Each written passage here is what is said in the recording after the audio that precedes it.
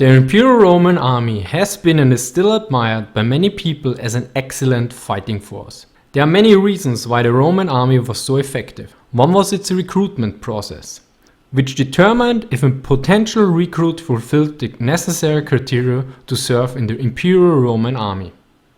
There were physical, mental and legal requirements for joining.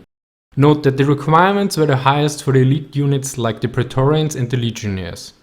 Let's start with the physical requirements. A soldier needed to be of a certain height. The values for a legion soldier were at least 1.72 meters or 5 foot 8 inches.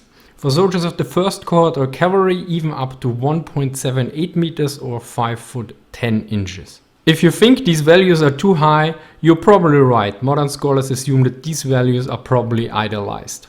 Other physical attributes were strength, good posture, stamina, agility and eyesight. There's one known example of a soldier being dismissed due to weak eyesight. Finally, the maximum age for joining was around 35 years, whereas the minimum age was about 13 years. But these are extreme examples. Most recruits joined between the ages of 18 and 23. Note that the service period lasted for 16 to 30 years depending on the branch of the army. Next are the mental requirements. These were probably of lesser importance, but legally it was allowed to discharge a soldier based on physical or mental defects.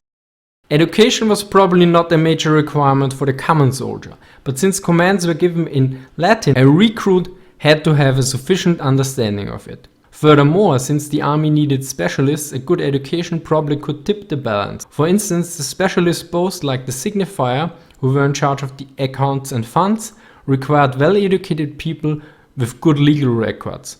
Which brings us to the next point, the legal requirements. Slaves and former slaves were not allowed to join the army. Only in dire situations were they conscripted. Only freeborn men were allowed in the Roman army. And to join the legionary units, the recruit also needed the Roman citizenship. Furthermore, we can assume that most crimes would prevent joining the Roman army. Trajan ruled that convicts of capital offenses, adultery or any other major crimes were not allowed to serve. Note that many scholars have different views on how thorough or superficial these background checks were performed. Finally, there are some examples that recruits used letters of recommendation in order to provide references for their good character. This is also a debated topic, since only a few of those letters are known.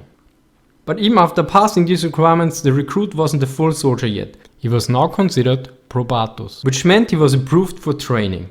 After the recruit trained for at least 4 months and passing all proficiency tests, he was signatus. Thus he became fully enlisted. The name of the recruit with its age and any distinguishing marks would be added to unit's record. Now he was considered a full soldier and the recruitment process was over. Although not all information is undisputed, it is clear that the Roman recruiting process was systematic and well organized, in order to ensure a constant flow of high-quality recruits to keep the ranks filled. Nevertheless, these new troops also needed further training, which will be topic of another video.